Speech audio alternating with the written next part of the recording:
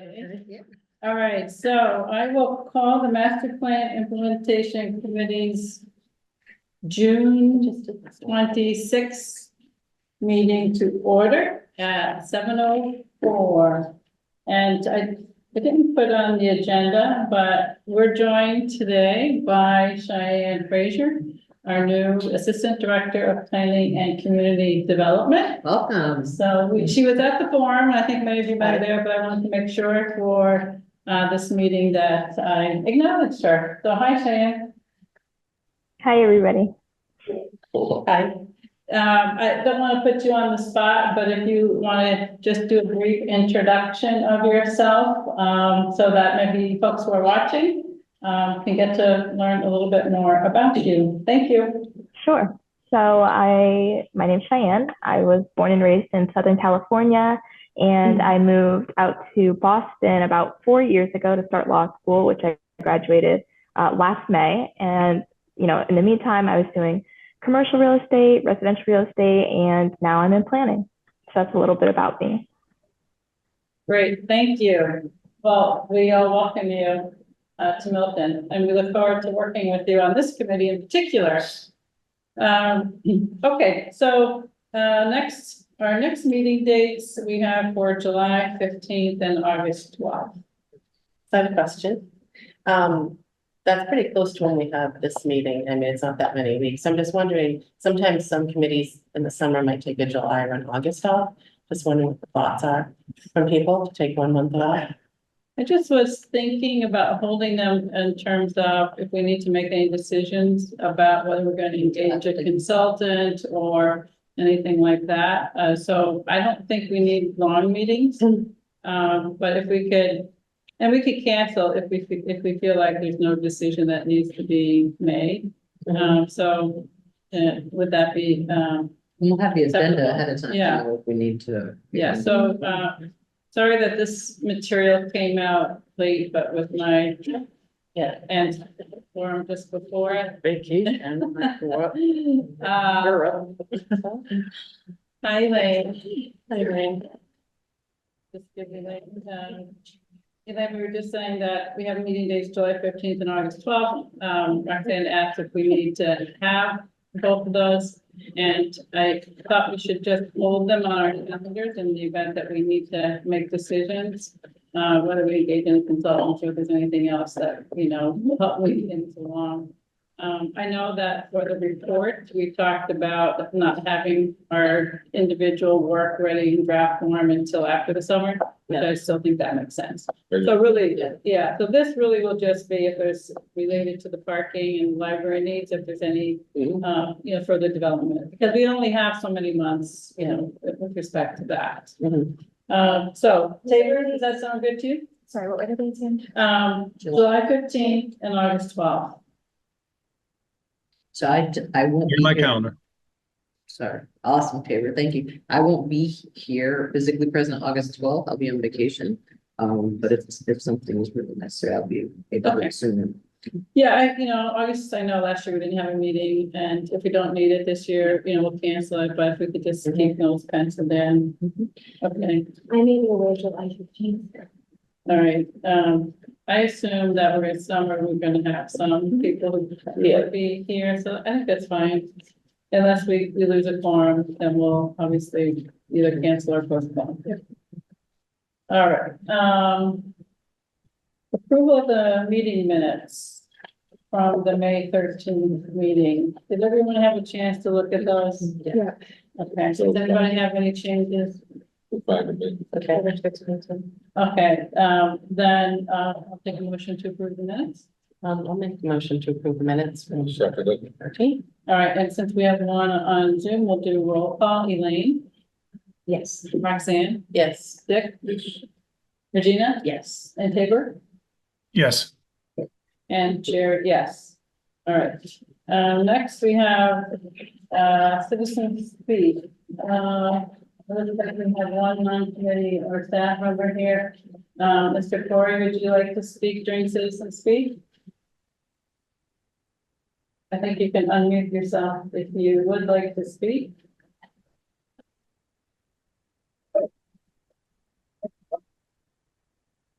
Well, if you haven't managed that and want to speak, maybe you can let us know where. I'll watch it and see. Yeah, okay. So recap of the June sixth public forum with the library board of trustees. Thank you to Chris and Will for the notes, which were in your email. And thank you all for attending. Tabor, we missed you, but we knew you couldn't make it. That was the only day that week I couldn't make it, but I think I warned everybody well in advance, so. Chris, that did get recorded, right? Yes, Yes. it's on Milton Access TV. Yep. So Tabor, if you get a chance, hopefully you can watch that. And then Chris, you know, at the forum, and I think at the forum, you said that folks could send in comments. So I think we all heard the questions and comments at the meeting. We don't need to really review in detail, I don't think. But other things that came in, I know you added at least the one at the end about whether a lot on the grass area of the police station had been looked at. Did you get any other, we can talk We about get that, it. but did you get other emails as well? No, I put in the questions and answered, I tried to add what else we heard outside of the meeting as well, so at Okay. this point, so that's Okay. included in here. All right, so, that particular question, is something that, we can look at. It's that land was already surveyed, it's part of the survey of all of the police property. So we have that. I think it's worth probably a question to the police department if they would have, if there's any issues with that land. I recall it was dug up some time ago for drainage because of the wetlands across the street. So I don't know if there's any restrictions underground, but I guess that's something we can ask about first. And then take a look at. One of the things I wanted to mention, we had talked about whether we do additional survey work or engineering work. We haven't gotten a proposal for any other engineering work, but if we have something like that where we need another layout, we might need to get a proposal for engineering work. I can do an initial layout like I've done before, but obviously we would want an engineer to give it their review. So if I can ask Tim what that might be, I haven't asked him yet what that might be for this particular site.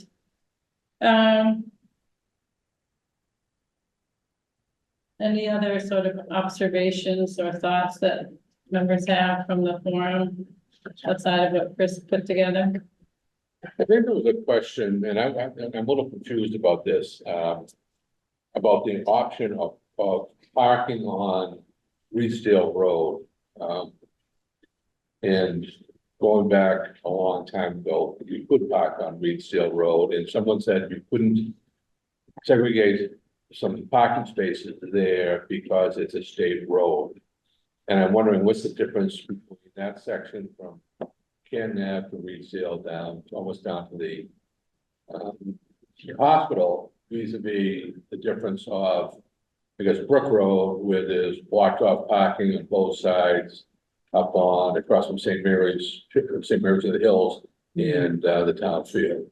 Yeah, so maybe we can ask Tim about that. Shane, you're probably not familiar with that, being new to town, but we can ask Tim. I know there's a switch from state to town somewhere. I don't know where that switch happens. Right.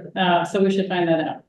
Yeah, I mean, I'm wondering, where does the state road end? Does it just end? Yeah, Yeah. it turns, doesn't it turn? Well, Are you actually, talking about 28? there's a right? study of a state study of Reedsdale Road. Do you mind trying to find it on the, just if you did a town website search? I know I found it when I was looking at what the state had studied in Milton on roadways. So I think Reedsdale Road, Brook Road, Central Avenue intersection improvements. maybe. So you're talking about, Jack, there used to be parking on the street. It was right, Right. on-street parking, it Right. went from Remember that, yeah, Canton down, almost down to the hospital. right. You know, right along there, and I remember parking there. We used to have the library parking, and even right in front of the building, I think. Yeah. Exactly. Like, so. So I'm just wondering, is that still an option, is that something, is something changed, because That pops up. even on Reedsdale Road, they allow parking at St. Elizabeth's Church when they have a funeral. So I just want to try to get some Yes. consistency in terms of Boston. how we're dealing with this and looking at the options.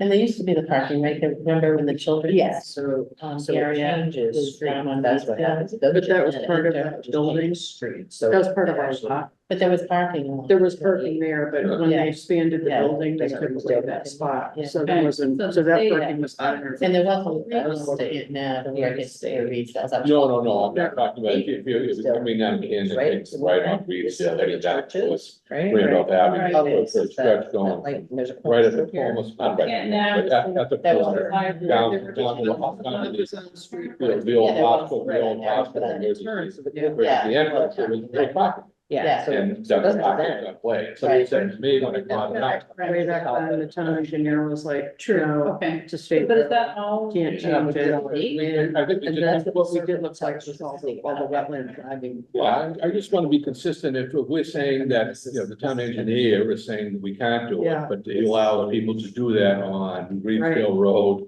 Yeah. And in front of St. Elizabeth Church. And it was a town engineer or two before, so. Yeah, exactly, and then they allow up Brook Road, I'm not sure where the state road actually ends. Yeah, But if it continues from Reed's Hill into Brook Road, going up towards That was the DCR. Parkway, Oh, maybe. you go up, you know, Maybe. on both sides of the street. Right. right. A lane has been taken away both for bicycles and for parking.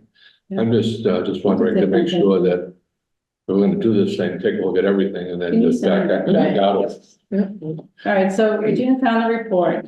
It looks like When's it from? all of it is part of. It's the Route 28 priority corridor study, What? and it was, Did you see the date? Sorry. August 2021. So post-pandemic start. Yeah, Regina's gonna send it to me and then I'll circulate it to everyone. so what is the road, what is the state road end? Is it, It doesn't, it continues down past DPW, like it turns, so that's what happens. So Reedsdale Road is 28. Right. It's synonymous, it turns at the corner store, right, right, and goes down to Chickatawba and all but that. how about the other way, how about coming the other way? Oh, it goes up to Blue Hill.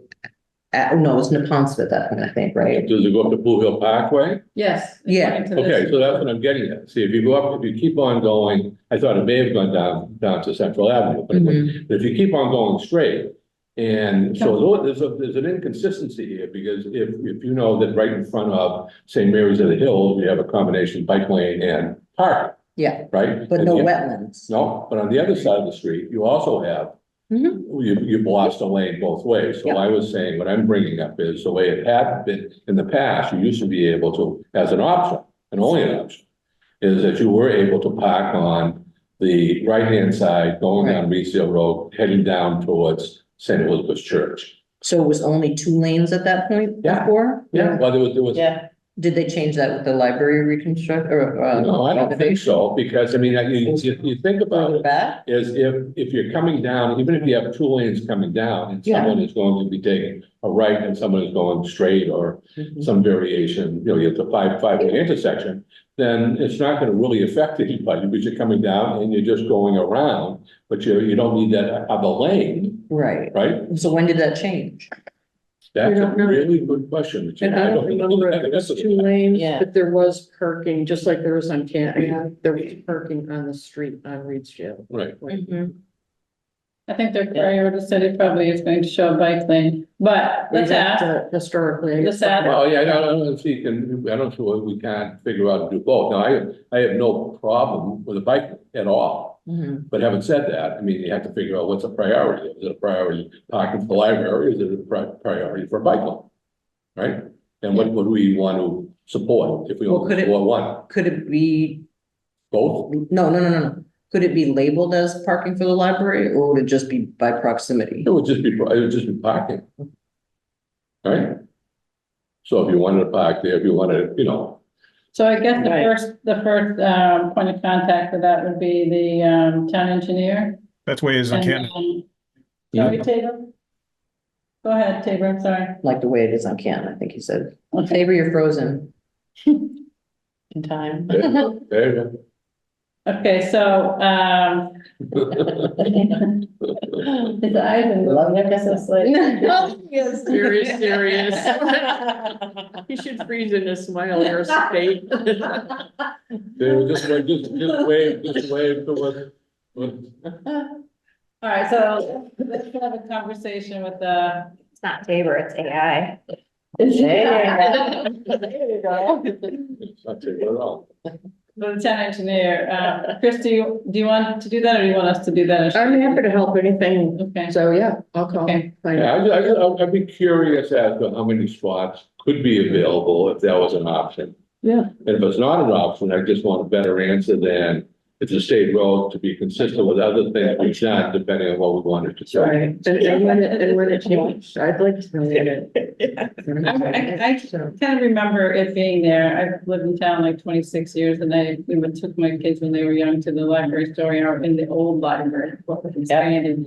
And I remember you could go in there. Right. That was a long time ago, obviously, since, when was the I was library? working addition? there almost 20 years. Almost 20 years, yeah, so, yeah, Yeah, okay, we used to, people would park there when they go into the children's library, Right. right? Well, I mean, that's, Yeah. yeah. Yeah, because they went in that other door. that's right. Children's store. Exactly. Yeah.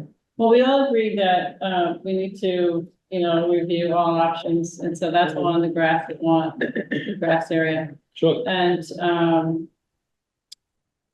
I don't think any others have been suggested, so the next piece that was, still in discussion was around, town hall. And so there's a couple of updates about that.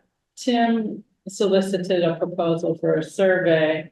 You know how we talked about if you want to lay it out, you really kind of need to understand where you have curves and monuments and trees and topographic changes and so forth. I had him include the existing library, which may or may not be necessary, and then town-owned property, but not the churches.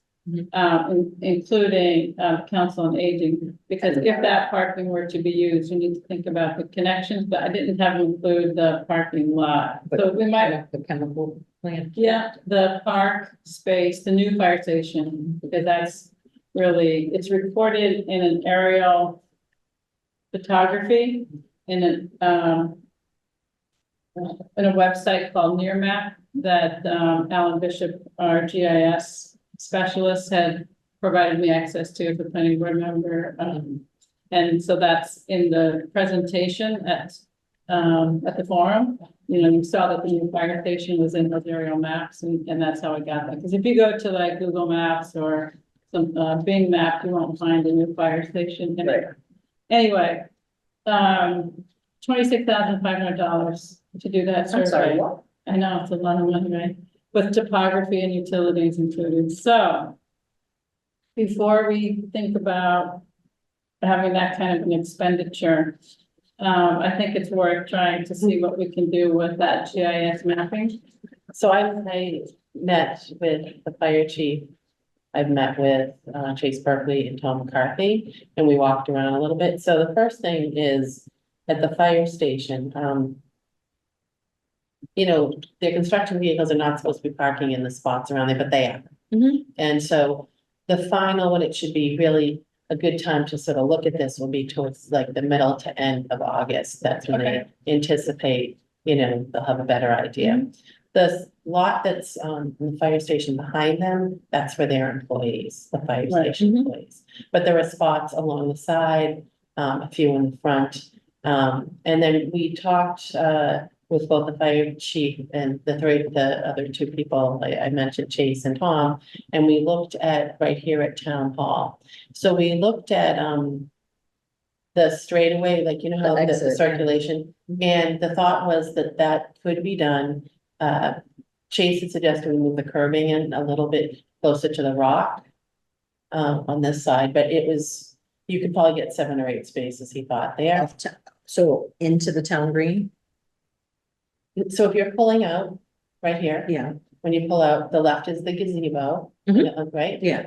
On the right side. Oh, so going out to the right. Yeah, so you might be able to move that curving out a little bit. He thought he was gonna look at that. He thought that was possibly doable and. Right now, the fire truck can get through there perfectly fine. His concern was just with the mirrors that come out on the fire truck. You can't bring them in, so. He wanted a little bit more room because of that. Chase or the fire?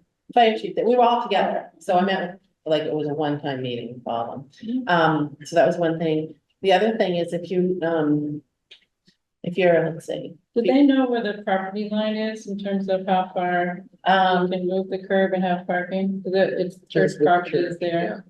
That's another reason for our survey is to get the, Yeah, I think they, Property well, line. I think they had an idea where it was, but you're right, you'd have to officially know where it is, but we're talking about, we already have the town rock, there's a rock there. So they're talking about not moving past the rock, okay. you know what I I'm see. saying? Yeah. So that seems fairly reasonable to me. Mhm. The other thing is if you go, the new fire station, if you're facing the new fire station, the short street that goes to Thatcher. Talking about Engine Road? Yes, thank you. Mhm. Already cars are parking on that left side, which is closest to the church side. And you probably could get like 4 spaces there because they're already parking there. So you could just put the space in, you know, make them dedicated spaces. So, you know, those are some spots that you definitely, you felt pretty comfortable that we might be able to get. I mean, parallel parking on the This street? is all parallel. This is all parallel. Okay, Yeah, and so right now, people are, like, if you went to the sponsor, you'll see people are parked right there. Already, like, you could easily do like 4 cars there. if you Yeah. thought. And then the other thing is, along Hampton Ave. I've seen 2 different, I'm gonna have to go out and actually physically count, but one place it says 20, one place says 24 spots along Hampton Ave. Do you know which one it is, Chris? I think we noted 20 before and I think that came, 24 came from, Josh. Josh or Josh Gala, MEPC, or Yeah. Josh, former Yeah. town employee. Yeah, so Chase thought that probably one of those spots would be lost to the crosswalk. Because you have to bump out curb He may maybe. have lost the one spot and two, that count may have come from the plan that I received from the engineering department years ago, which showed the striping. Remember the Yeah. one closest to, the entrance, they put those safety Yeah, things up, so we should double check if it's 24, but, yeah. So I mean, I guess, so these are some of the questions you had asked me to follow up on. right. So I think that, like, the first thing is to really get a physical accurate count. I think we're gonna have to really wait till, mid to late August when they finish it, because it's not really you're not gonna get a true flavor for what's really going on there. so we don't know how many parking spots are there, They do, I don't have it with me, but if they. but they're also thinking of making them slightly wider, so they may lose a spot or 2 because those spots are very narrow. See 24. So they may actually add a few inches onto those spots that are on the side there of the fire station. The other thing, there was some talk about in the front of it, they have this weird bump out, Is there a way to get rid of that weird, like, it's like a planting bump out, but is there a way to safely get rid of it and put another 2 spaces in? So there's, So there was Yeah. discussion at this committee, when that plan was being developed, Mhm. and there was concern about safety of fire trucks coming and going, 40 people or however many people exiting a meeting in the old fire station right into the parking lot. And so the bump out is actually for safety. So if you look at a lot of the streets now where you wonder why there's bump outs or why there's curbs, it's for pedestrian safety. but where are you Uh, talking about the bump out? yeah, I'm a little the- confused. A bump out right in front of the old town hall, the old fire station.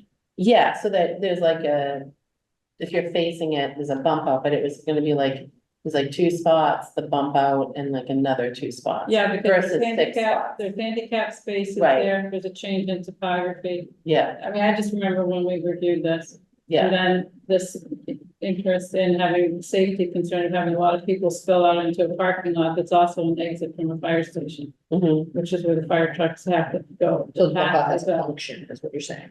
So let's say a 40-person meeting, I'm taking it's capacity of 40, we'll go into that.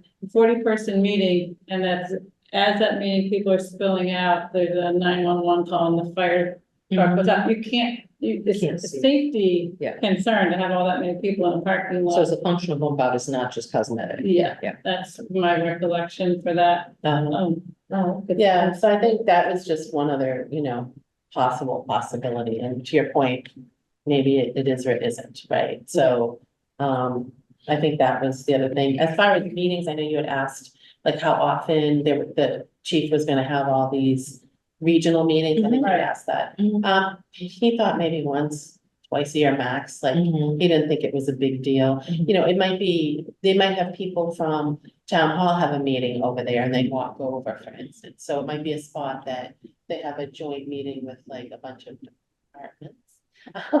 And, and they would walk over to town, from town hall over there. So he didn't see that as a big, like, regional thing. He didn't. think That's that was a for big deal. in the news station or in the old Training. station? Area. Yeah. For the train, and remember we were talking about the training in the Yeah. new station. Okay. Yeah, and in the old station, there's one room in the front, the upstairs, they don't have an elevator, so. Right. That would be an additional cost, obviously, if they do an elevator. It's already, the bones are there, so you could add one at some point, but it's not paid for, so. You really can't have people going up there for meetings, because it's not ADA accessible. Right. So I understand that the one in the news station is 20-seat capacity.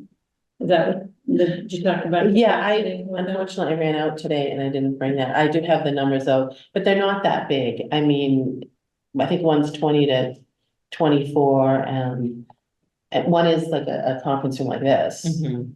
in the main Right. area. So one's like this and one is 20 to 24 or something. In the new building, Yes, okay. Yeah. And then the old building, which would be more of a meeting room, would have a capacity of 40. I think you said 40. Yeah. So, Roxanne, maybe it makes sense if you could write up all of your notes, if you can, send them so that we can just, I'm trying to keep, sounds like we keep could have- written documentation of everything because, hopefully we'll just eventually have it all documented either as the logic for recommendation or the backup for it. Yeah. And I think I would like to, for me, I'd like to go over it more when it's, we have the construction finished, because I think then we'll have a better idea of, different little quirks and things with it. So Roxanne, this is great work. Thank you so much for following up on that. I still am curious, like, if we could come up with a maximum number potentially before the fall. Like, I don't see the number changing by 100 spots. or Well, no, less. yeah, Right, it's not right. gonna be that. So, but I think the precision that we gain by waiting till the fall is gonna be a really small component of the actual number. So let's say we estimated 64 and it ends up being 60. I don't know how much that affects the decision to go ahead with this building or not. Do you know what I'm saying? Like, yes, I want precision too. Yep, But in the end, if we're talking about a yes or no of going forward, do those 4 spots count? Do those 4 spots matter in that decision? That's what I'm getting at. I tend to agree. I think like any construction related things that are gonna happen before the fall are already probably accounted for outside of line striping changes to like change the amount of space that's in each parking, but that's only gonna decrease. That is a potential decrease, not increase. So there are probably two different things. The number of parking spaces is one thing, but how they're used and what the demand is the second thing. Demand, right? And that So would be- the demand, I think, is what Roxanne's getting at with construction workers. Gotcha. There's another component of demand that I spoke about and I included in the presentation, which was from 2020 data. And I've asked Tim and Cheyenne and Nick Milano if they could provide updates to that. Like how many employees are there here at Town Hall? How many drive or need a parking space? Do they need to park town-owned vehicles here? Do they have another place they can park town-owned vehicles? So that gets to demand on a regular basis. Agreed. The other thing is the building department has open counter hours, like 8 a.m. to 10. So there's some overlap potentially of high demand for parking at town hall with demand at the library. It's important to understand that overlap. And if there's any other prime time for a department to get visitors, Cheyenne, so hopefully, if you and Tim and I need to chat about that offline, again, we can do that. But it's really important to understand, I think, the hours at which the peak for the library are going, and how does that relate to the hours at which are peak here at town hall? Yeah. Just for the shared parking. Yeah. Capacity, Yeah. Even still, there's gonna be that's not gonna be a static number forever, right? No, That's it's gonna always change, it's Yeah. gonna be seasonal and what have you. So what I'm trying to do is kind of think about it from an engineering perspective, which is what are the guardrails around which we can say, okay, this is the maximum number of spots that are available, right? And if 100% of all the people in that work here are taking up spots, that's the minimum number that might be available. And I think we'll see that the wiggle room there is not gonna be a big enough. Well, in fact, this, from the 2020 data, we see that, that there's 67 unrestricted. I call them unrestricted because there's 13 that are restricted to fire department, and then another 6 that are handicap restricted. And so 67, and at the 2020 data said 58 of those were needed by staff and 12 were needed by town vehicles, leaving 9 for visitors. Right. So even if you gain, so like if you need more for town hall, the ones that are gained at town hall might be used for town hall. Right. And in fact, maybe town hall needs some more than what you might get here. We don't know the answer to that yet, but we need to get to that answer. We've been trying to get to that answer for a while. And, Josh started that work a year ago, and the question is, how do we advance this so that we get answers to the question? It's always going to be a moving target, yes. Right, and that's what I'm trying to say, is Yeah. like, we can't just continually wait for like the best perfect number. I think we can use an engineering perspective of like, what is the variance on each side of that number that we're dealing with, because I really think that the answer is gonna be much smaller, but a much smaller range than will affect our decision making. Well, in fact, when MAPC did their analysis in 2020, they came up with, the capacity, you mentioned 11. They came up with 13. So without having a major change in what's around town hall, you're in that range. You're not in 20, 30, 40. We know that because there's just not the space. Without losing something like the front lawn or buildings in the back or something like that. The properties ones are big. Right, so I think we build this as a snapshot and, a range of values. And we get better data in the fall, but don't hold out for it, continue to work to evaluate whether this is a viable plan or not. Well, I'd like to get the town information, about staff and town vehicles by August as well. And if we get all this, I'd like to say mid-August for all of it, if we can do it. And then, if we can also, I can work with Cheyenne and Tim with Alan, on that high resolution mapping. I mean, parallel parking spaces are longer than perpendicular when you pull in, just because you need the maneuverability room. So they do, so laying that out and seeing what that number is. But again, it's just, you're talking about less than a handful of difference that you probably need to find. Thank you for looking into it. Yeah. I mean, we said we have to evaluate all this, so that's part of it. So, The other question I have, I think Chris had reached out to the different churches, the 2 churches. Like I noticed tonight, some people were parking over here at this church. In fact, I think I parked over there too. I know I did. So I guess my question is that Is there any, has there been any, I know that they were restrictive on certain times, you know, if they had a funeral or whatever, but they do have quite a bit of parking. So my question was, you know, it looked like from the data I had that you have, I think it's 12 to 15 people on the day shift and for employees and things like that. Was there any thought about, you know, working anything out with them in terms of, could you get 5 spots from them or 6 spots? Because, you know, a lot of places, if you go in Boston, they work in different restaurants and things, they work out deals with different churches and things like that for their employees, maybe or customers to have so many spots. So I think we had talked about it from a, you know, like if we had programs on certain days or things like that, but was there ever any discussion in terms of, you know, something like that, where it was, you know, several employees could park there? Anything like that? I mean, I think in the presentation, I gave you the exact days and hours Yeah, when they would be able to give us any parking. yeah. This church, 0.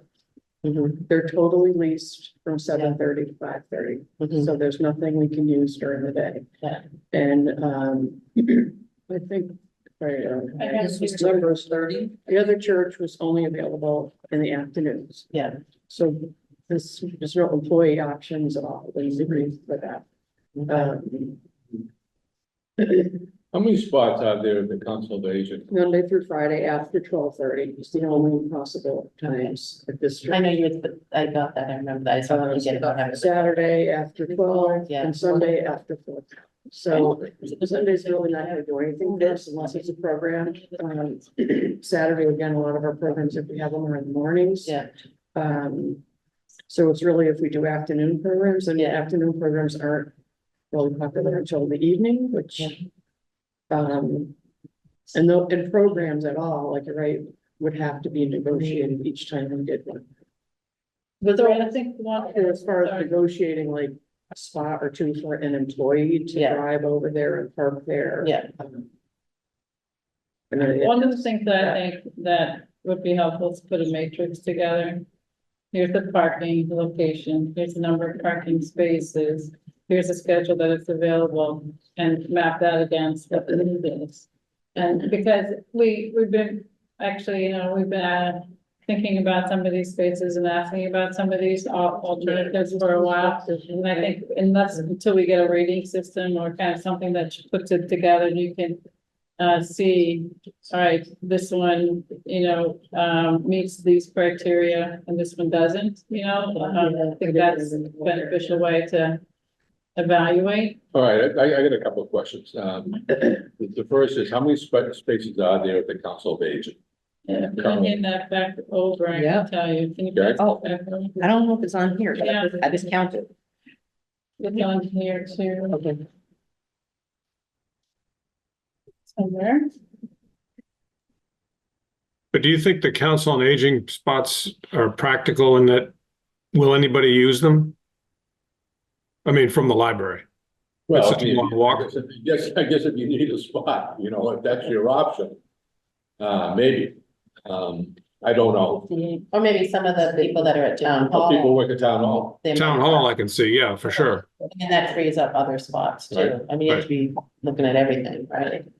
I'm not discounting anything right Right. now, but so how many spots do we There's have? 58, but we don't know what the demand is at the council. And I think we should find that out, right? Because if it's not being, you know, Part of town center, so yeah. yeah, As library for the parking. well, as a combination, we get 3 different parts of people. We have, Right. well, 4, library employees, library patrons, town employees, people who use the town, people who work at the library, who work at the Council of Aging, and then people who go to the Council of Aging. So I think what we have to do is take a look at if we have any place within a reasonable distance that could be used, we should take a look at it. Now, I don't know who would go there. It could be, as David said, it might not be the library, but we could maybe move some town employees. And I know everything isn't perfect, but those of us have ever had other jobs, you know, you always don't get to park right in front of your office all the time. So you try to work it out as best you can in terms of what we have, the limited space. Because we're spending a lot of time, and I think it's great, we're talking about the supply side, I think at some point we're gonna have to go back to Chris and talk about the demand side. What's the demand here? Because I'm concerned about, the cost of the building new parking at all, given what I listened to at the town, the select meeting last night in terms of some of the other very, very seemingly large, capital expenditures we have coming down the road. So, Cheyenne, can you make, the council on aging, discussion part of, what you and Tim look into? Yes, I can do that. So the demand side of town hall and the council on aging. yeah, how much is it used? How many people work there? How many You know, people like- drive there? How full is their parking lot during the morning hours or all day long? Like if an employee was to park there, it's 8 hours, right? So do they have enough parking spaces to dedicate to employees for 8 hours in a day? Right. I imagine they have an event like their, St. Patrick's Day luncheon that the parking lot's full. But I don't know how much is full all the time, so we need to know. Well, what about the police station? They have that restricted off now, except for the very few in the front. Yeah, then they're not gonna open that up. So, They hold on, didn't hold used on, to hold on, have hold on. one. But the very few in the front is 14 spots plus a handicap spot. Right, that's more than is available at town hall right now, so Okay. why would police why would we station? limit the discussion? Sure, Certainly ask, you could certainly ask. all right, so 14 plus handicap, one handicap.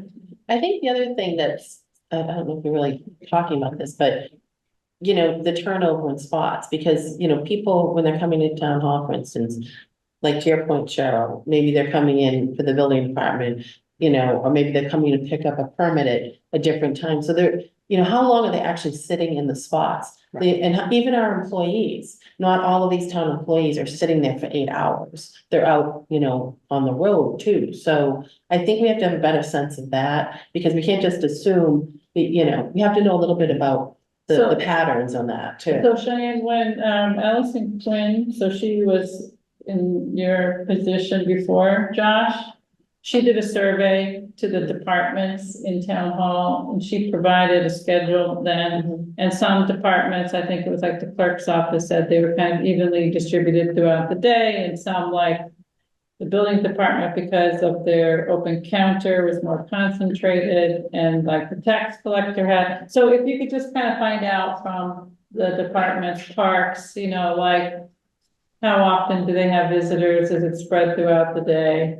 How long would visitors typically be here? So that, instead of like just looking at the parking spaces and chalking them and trying to figure it out Right. there. Actually. You need to talk know the how they're department. used, because, the turnover, I mean, people that are, like even your building, department, they're going out and inspecting during the day a lot of times. So, they're not all, and then I don't think they all work every single day. There may be different days that different inspectors do this. So I feel like we need to look at a little bit more detail on that. Do we need to know where they're going or what they're doing, or do we just? No, we need to know we need to know the turnover, Okay, so. so if I go in the parking lot with the drone and I sit there all day and record the comings and goings of different cars. Would that for a week, would that provide the data set that you need? I think we should ask the departments themselves. I think they sort of know how their employees are, how often they typically But if you just go wanna out. know the use of the spots, then. Well, you could, but it's you could do that. There's no reason you couldn't do that, but that's that 1 week snapshot. So they may have a better idea of, typically over time, how it's been, you know what I mean? Like, so maybe that particular week, 3 people are on vacation that you go in and do it. It looks different than when full staff is there. I mean, there's just a lot of factors. So I'm not discounting what you're saying, but I think, there's all different ways to look at it. So I guess we have, sorry, 1 second, we have the data from 2020, we have the hours from 2020. The question is, does that change significantly, Cheyenne? Because otherwise we can just plug it into the schedule. I tend to, What time, when When she- 2020 when she did it, spring, please be spring, please be spring.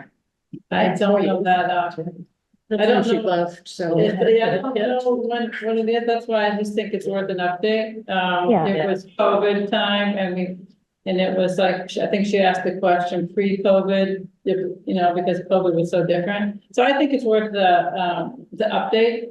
And there might be a spreadsheet or a questionnaire, Cheyenne, that she prepared, and so if you can't.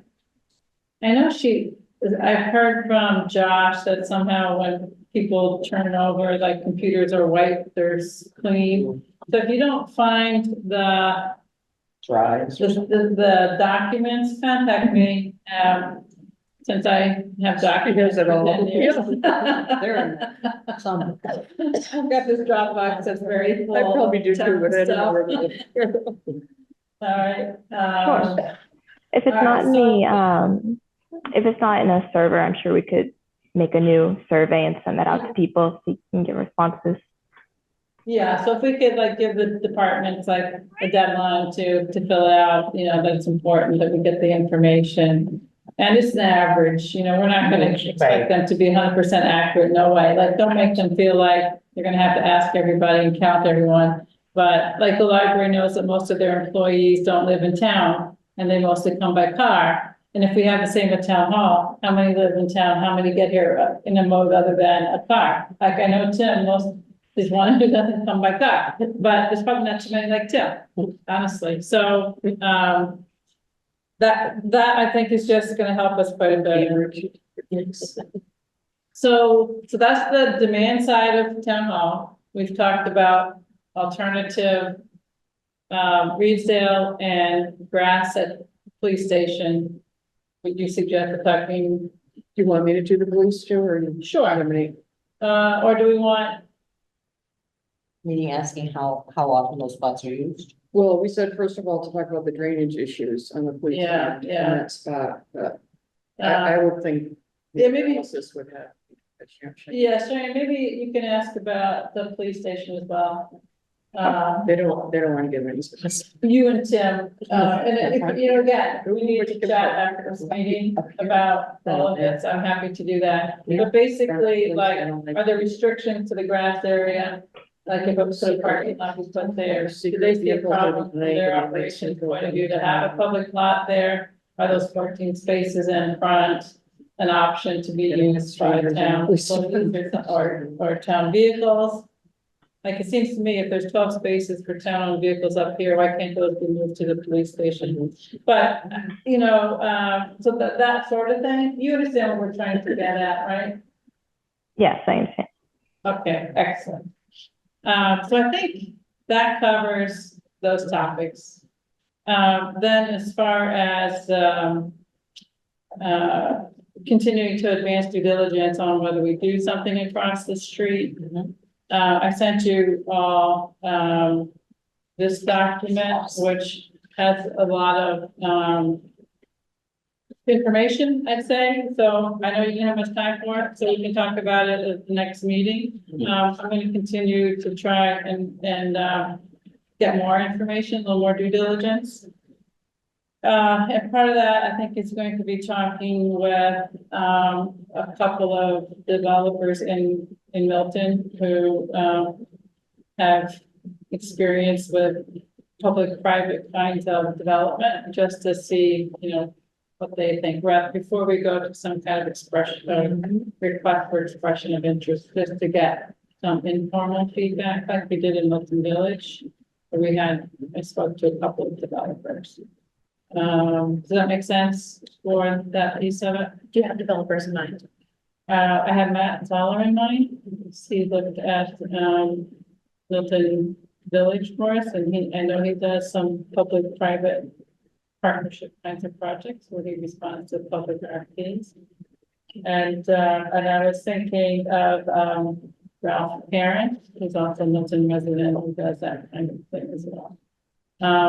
Probably more, but I was gonna start with those two. So financially, you know, the town's in a tough situation.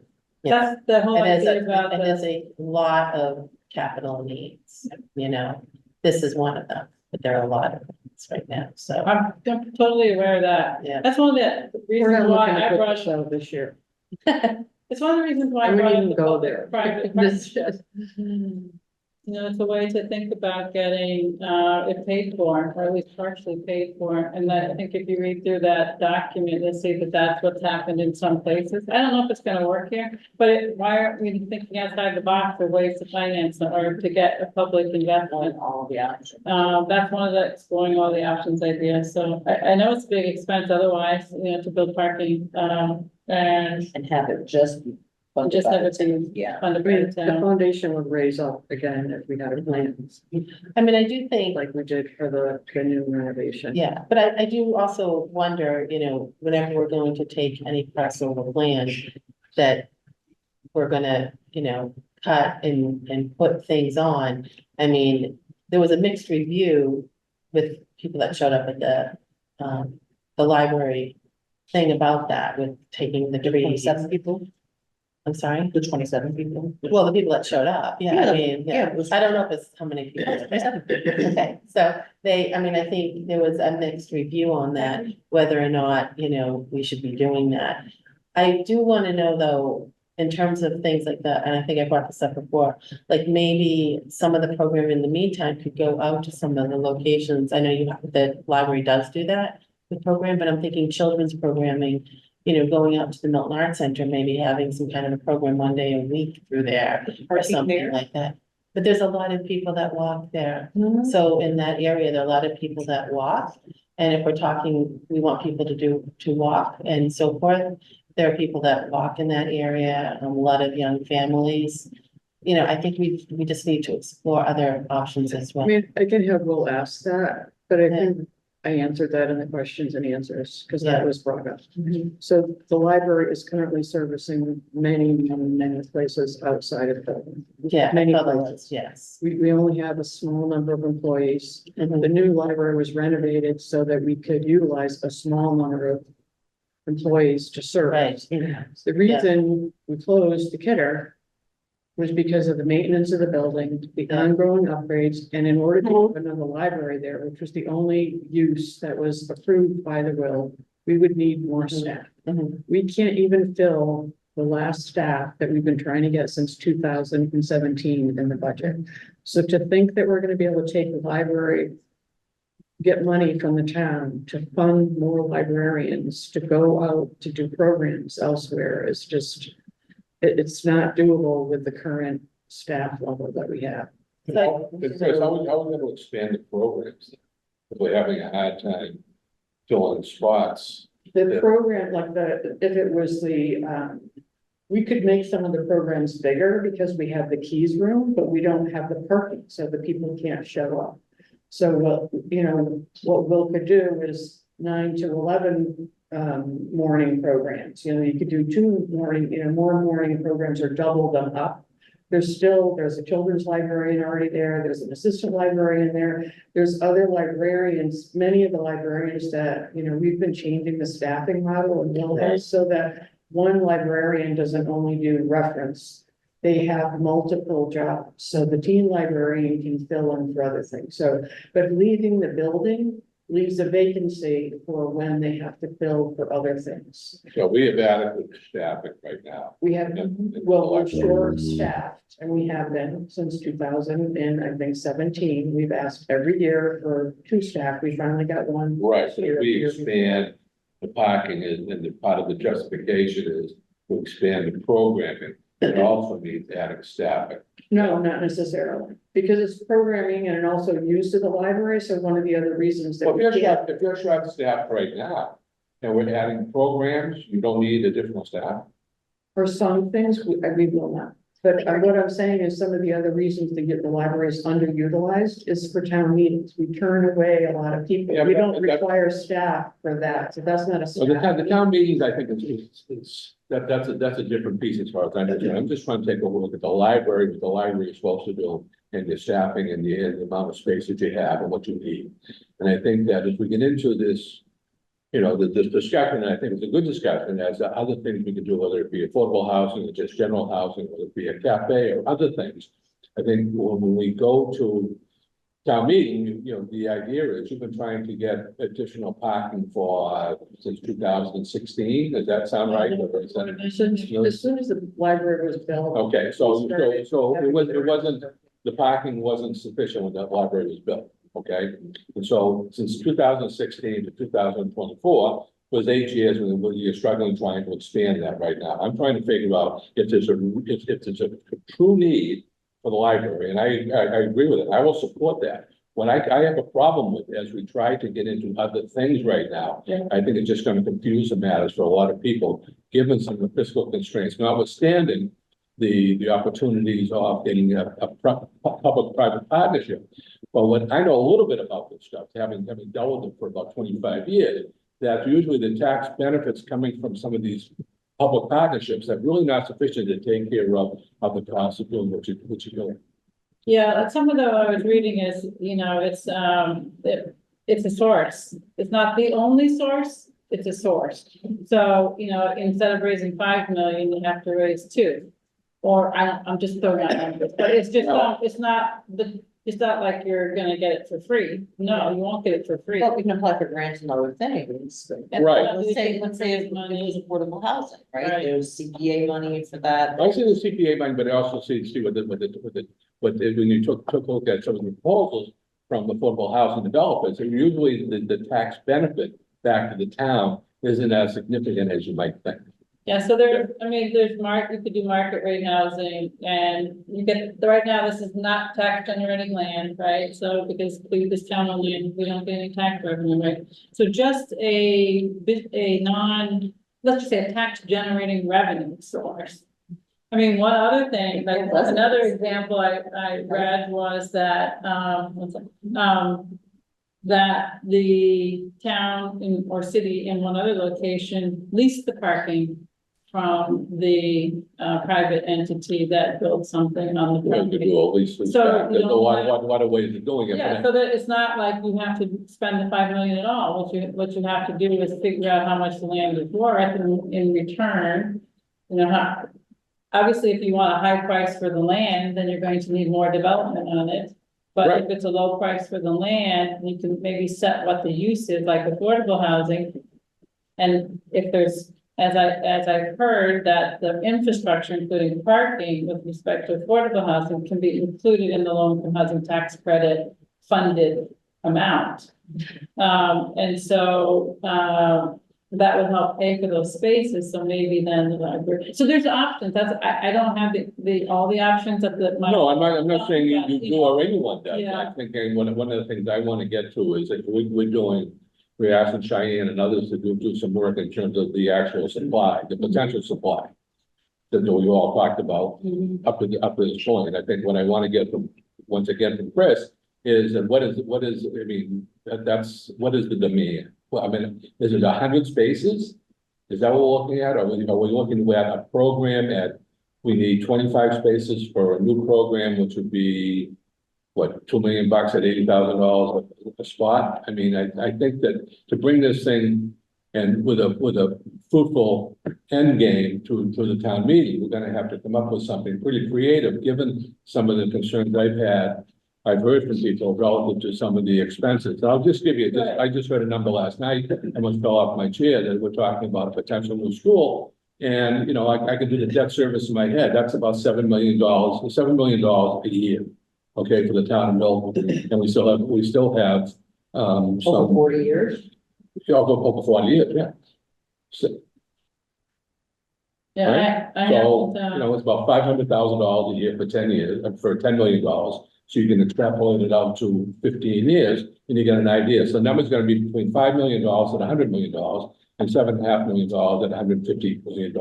So that's what the town will be on the hook for a period of time. Then you add into what the fire department is also looking for in terms of borrowing, and some unanticipated borrowings we're gonna have to deal with at some point. I just want to make sure that we put this thing in a perspective that if it's important, I want to support it, but I don't want to get it confused with other things in a tight economic time. I understand it's economic time. I don't know what's coming off of the bonding either, from my warrant committee days. I know that things don't stay on the bond forever, so there was a plan to have, when things fall off, right, they're paid off, then new things get That's added. a debt service reserve fund. That's creative economy. Well, no, because that was how it was decided, the Hurley amendment was decided, was that they were gonna dedicate the money that was going to be made available by things getting paid off, that new bonding was gonna go directly to the fire stations and nothing else. So So the new. I know how that works. Oh, I do- I don't do too. like you, but on the bonding, I do but that, but- there are things that come off. Like the retirement fund? No, No. like they just get paid off If eventually. you have outstanding bonds right now, and as those bonds retire, From the old. what they do is they keep the debt service stream, they use it towards the new bond, Yeah. right? It's nothing particularly novel about it. It's technically the debt It's service. like paid off. your It's a mortgage. debt service reserve fund that you don't, in other words, when the bonds are supposed to retire, you're supposed to put that away, and the taxpayers are supposed to receive a rebate back to them. What we're saying is that we're not gonna get a rebate, you're gonna keep the taxes the same, it's just gonna go to pay for some new Something bonds. else. Right. But the end result is still the same, you're still paying $7.5 million, okay, a year for 40 years for this new building. And I think that's significant, and it'll be a good debate, and I'm probably gonna support it. I'm just saying, other things I'd like to get involved in here. And if you need 25 or 50 spaces, would that be sufficient versus 100? And we can make an argument for that too, as part of that. But I just want to get the, So you want that what I range? want to, I want to know what the demand is, the true demand Yeah, is. What do we really need to do? Best case is 100, could you live with 50? But I think they said I that said it. 50 to You said 60. 40 to 60 more. 40 to 60 more, okay? So now that's a little. I mean, I can't answer so many questions directly, I mean, You don't have to. but I will ask Will to do that, and he might be able to come to one of the next meetings to answer it, but to talk about adding programs and the impact of that to employees or whatever. We do know farming out programs outside of the building is a cost for employees and a loss to what currently exists. Yeah, I just want to make sure, Chris, if we get down this road, and you have this discussion, No, and we get a consensus that we all support, 50 spaces. But we don't run into a situation that you say, well, gee, that's great, we get the 50 spaces, we can expand our program, but by the way, we need four new people, even though you've been denied up to this point, a couple of people for the past 2 years, right? So there's no sense having the spots for programs, so they can't be serviced, right? So, Yeah. that's my point. And I then, will get that to you. Elaine, I think you were starting to speak and I mean. You guys have just been on a roll. I was just gonna say that like a lot of the conversation tonight has been really helpful. I just feel like parts of it feel a little like deja vu because I feel like we've had some of these conversations, particularly around demand. And not that we can't continue to have a conversation, to kind of refine the number and make sure that, like you said, we're all on board. But I think I wanted to circle back to your comments about bringing programming outside of the library. We heard that talked about the presentation. And I was just kind of thinking there's probably when you designate someone for an hour for a program, they can shift right to another program for the next hour very easily in less than a minute, probably, right, to walk from maybe one room to another in the library. But if you were to have them go outside the library, you're talking a half an hour to an hour on the front end and the back end to travel and set up that space in order to host the programming, bring the supplies, gather the supplies and all of that, where you have it there. So I can see that your how you're using your staff, it would require a lot more personnel and payroll costs in order to send the programming elsewhere. So I can see why that argument, I can see why you made the argument to try to limit that as possible. And honestly, as the trustees and the director, our goal is to get people into the building. Yeah. Not get them out. Yeah. Are we trying to set parking short term by moving them out? Maybe we could have another program, but the goal is to provide parking so that we can use the building that we all invested in. Once people come into the building, that's the goal, is to get them into the buildings, to see all the services that are there, to use it. It's not to try to get rid of them. I mean, So- yeah, and the building is such an experience, right? I mean, Yeah. just for Yes. people to come into, I mean, it's such a beautiful building and there's so many resources there for people to use while they're there. But I was pleasantly surprised at how many programs you do outside the library, like I had no idea. Yeah. Well, just the programming in the library for all ages, I think is really impressive. And how much you do with that, basically a flat budget every year. Tabor, I want to make sure you have an opportunity to speak since we're. Yeah, I just had, my thoughts on follow Dick's that I think this is I don't know if it's a Sisyphean task to get this, financed. I just don't see it. Personally, I don't see it in the town, that they don't have the appetite for this kind of expenditure. But I'm thinking the low hanging fruit that we have not really figured out is there's a resistance for the library patrons, employees to cross the street. And I don't blame them. It's not a great street, but we don't have a crosswalk.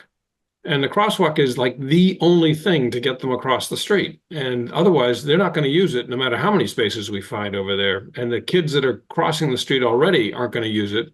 They're going to cross wherever they please, or maybe some of them might go down to Reedsdale. But I think the crosswalk is like the linchpin to begin with. And this building, if we were to go full bore right now, is not going to be, and it isn't going to be ready to be parked under for 3 years at least. It's going to be, meanwhile, half of these kids that are going to the children's hour are now into, middle school. But there's It's just- more of them coming. It's just, I just think it's doing everybody a disservice. We're wasting everybody's time by not putting this crosswalk in and doing that first. And that's got to be the number one thing. Once the crosswalk is in, and the other parking things, we can find 5 spaces here and 6 spaces there. And then we can figure out whether we get this thing, parking garage, financed and permitted.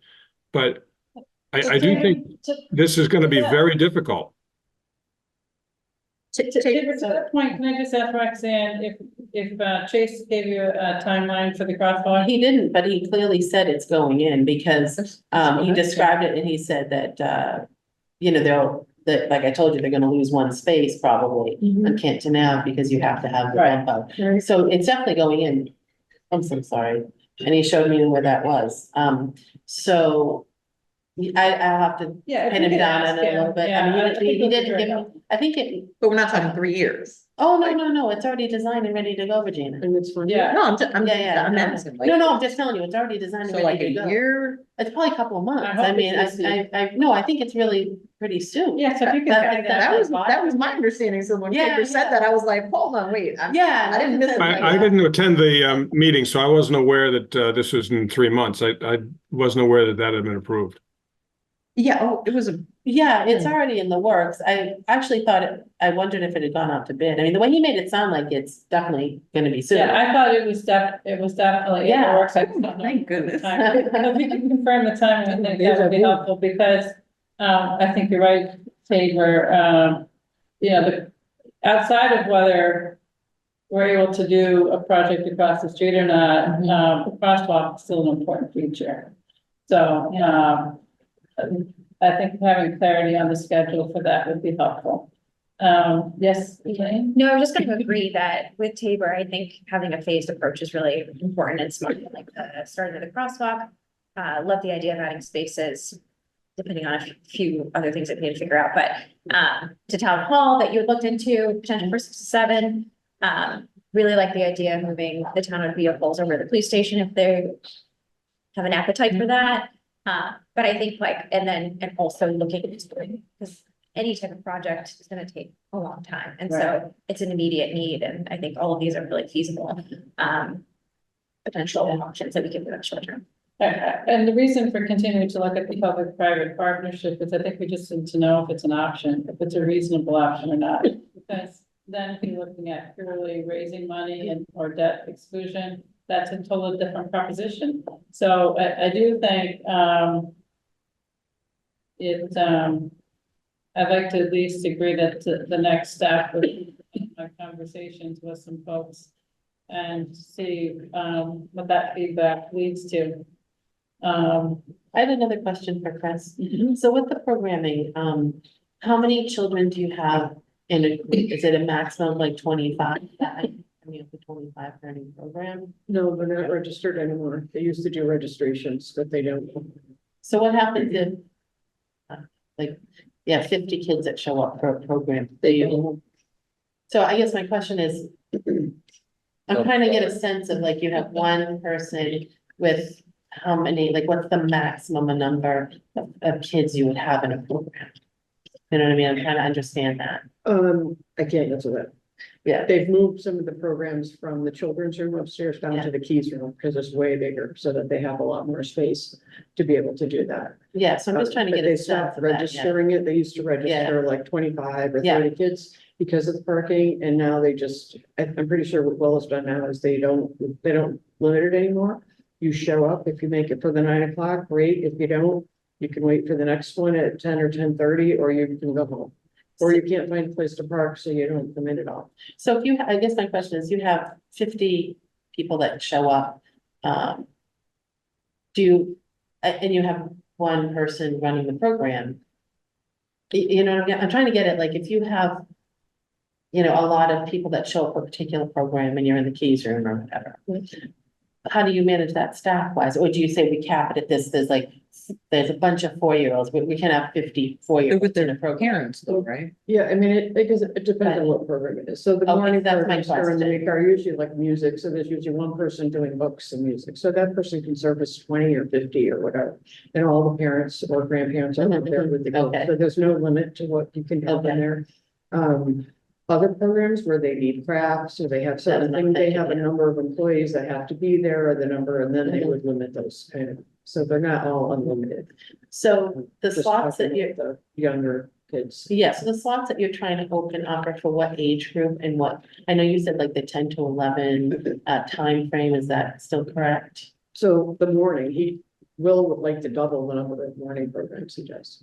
Okay, and when you say morning, that's 9 to 12, or like, what are you? I don't just think looking at- they start till like 9:30 or. So maybe some of these But questions. But that would be good to have some But of again, those, yeah. they're really Yeah, ones that I yeah. need Will to talk to. I can't Perfect, no, it's specifically answer them, but. No, it's I good. think it's a level of detail, it's more department and staff than trustee level, so. Yeah, that's fine. You can, maybe some of these questions can be put in an email and then sent to Will. And he Yeah, can and I'll try to respond. Yeah. document as many as I can, and we can have them, you know, if you have any specifics, just send them to me.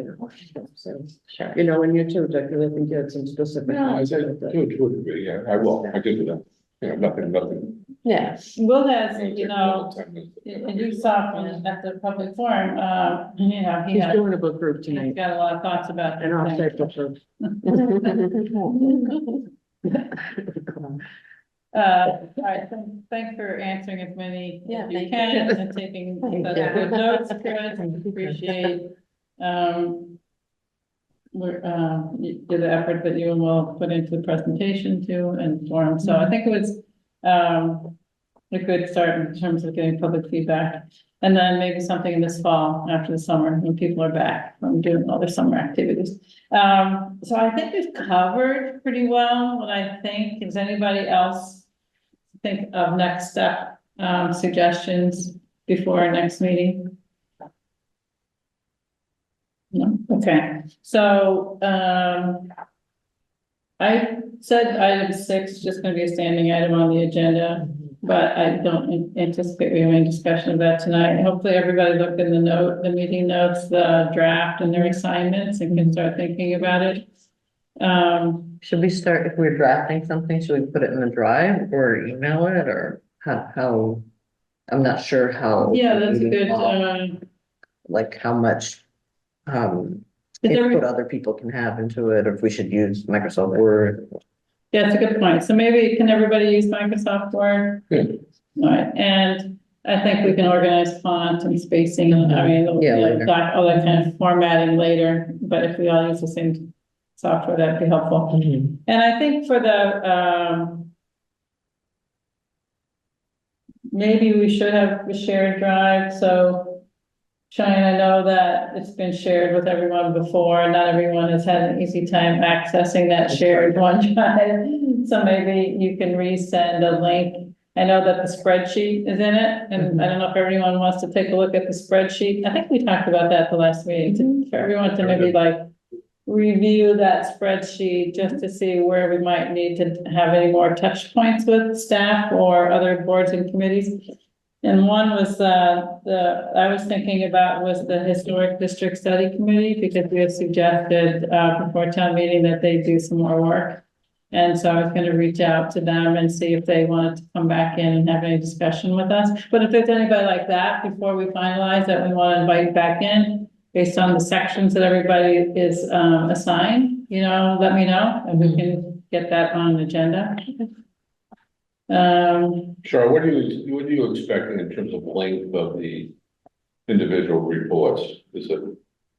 Yeah, it's really, I think up to what you think it needs. I don't think it needs to be lengthy just to have content, Right. it just needs to be, if you think about someone who is not familiar with the plan at all, we're gonna have the backup in the spreadsheet, but we want to kind of give them some words, some summary. And then if they're interested in the detail, they can look to the spreadsheet. So I don't know offhand, Dick, how long I think that needs to be. Does anybody else have a thought about that? I would guess from my part, which is, open space and recreation, we're talking 3 to 4 pages without any images.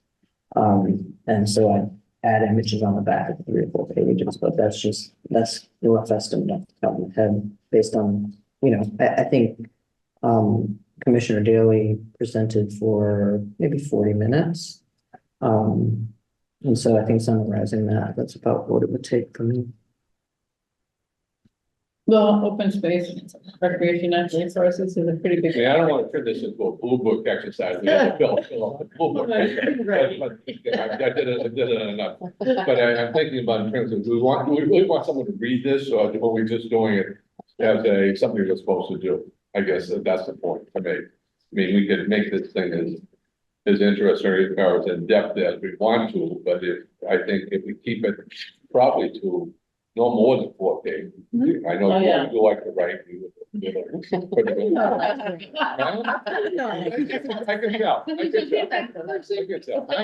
You have a great attention to detail, so you probably need 4 pages. I think some of the others in the group, including myself, would like to be a little bit shorter to the point as to hopefully people will read it. And just trying to get some almost like, with some prose, but some bullet points in there as to some of the things we want them to focus on. I would say we want to emphasize what's been accomplished. Yeah. In the master plan, where we think that there's, shortfall in the implementation, and where we think there's things that weren't thought about. Right. 10 or more years ago that should be addressed. And so we can kind of think about it in those sort of 3 buckets, I guess. Yeah. I mean, that's kind of the way we looked at it in terms of our spreadsheets, right? And what we did with our follow-up, so. And, if each one of those things, if I look at like historic and cultural resources, I think that might be shorter, right? That maybe, circulation and transportation then, Well, let me mention that, but I was just gonna ask you to do something for me. Since in the past, we have funded a traffic modeling program. And I forget what the exact amount was, it was more than $1. I guess it was maybe $50,000, does that sound right? We funded in the past. Yes, at least, yeah. And I would like to see from what people have done with that. What sort of, has it been used? How often it's been used? Who, Now that I know we asked before. We asked Josh before. and I don't think we ever received an answer. I thought he said it hadn't been used because no one was trained on it. And I would like to find that out, if that would go into my report, because that's something we had identified a while ago as something we wanted to be involved in. Yeah. And we set aside some town money to be used for that purpose, For training people. for all sorts of reasons, but that would also train people. Then the town agreed to train people. We agreed to provide the modeling program software. So, And I want to find out if, I'd like something to say, we gave it to you, what have you done? right? So Dick, one thing I will say that they had a delay in building the model with COVID. Then I know that the town, the DPW put in a request for funding to have someone who could manage the model. That got approved, and that was what we were told, right? And that consultant would be engaged on task-oriented kind of management of it.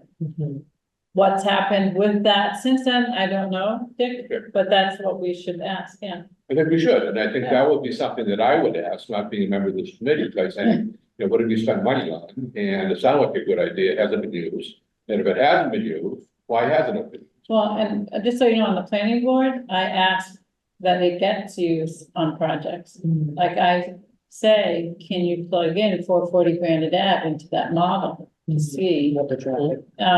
We get a traffic study from a different project team 4,000 consultants, Yeah. but we don't get them. The whole point of it was that you're taking these different consultants' reports and you're plugging them into the simulation, right? That was what we all loved about the idea of it. I mean, that you will remember that came out of conversations with the engineer and Bill Clark was still the director, so it goes back some time. Or that? And that's why I'm asking the So question. who is it that can answer Dick's question? Who would that question be? best? DPW, that would be Chase, Chase? yeah. Right, and I think one of the things when we took a look at it, I was part of the traffic mitigation. Traffic and parking mitigation plan, is that we decided that this is something that if we try to transform the traffic commission into being proactive.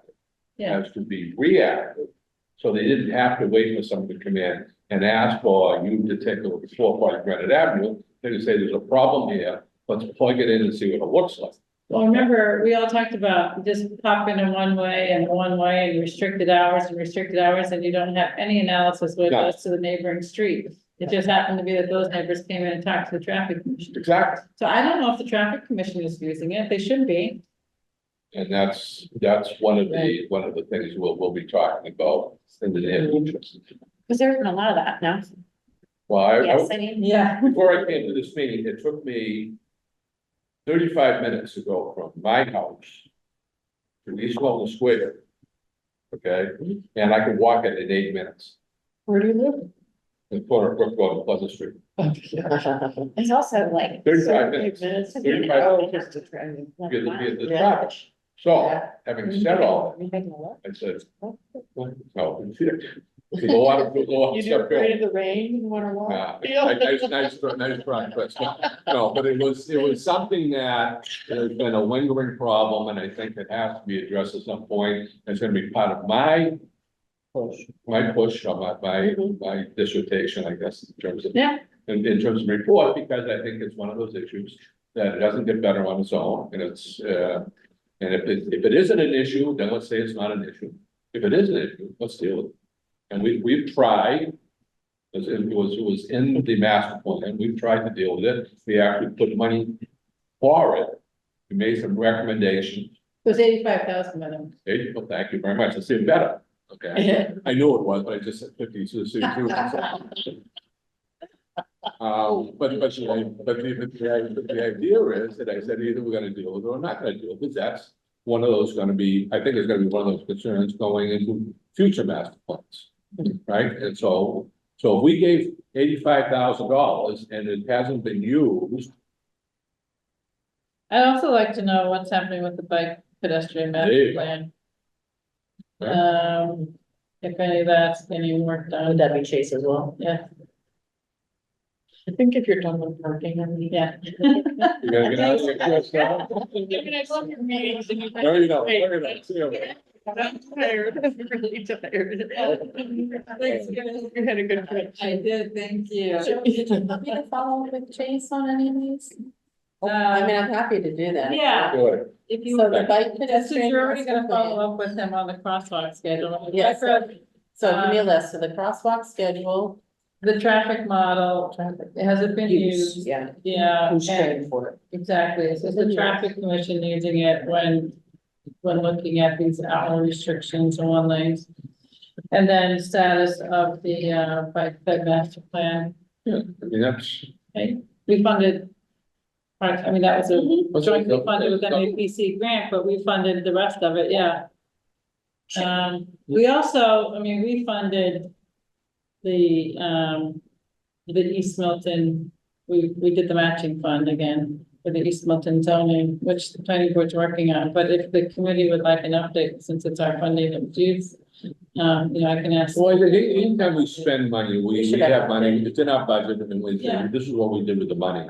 And then, of course, you leave yourself wide open after you spent the money, you said, what happened? And if we don't know what happened, Right, then shame on us. so, I can, So I'll follow up on these things, And you want to do an update on the, yeah, so on the MAPC work.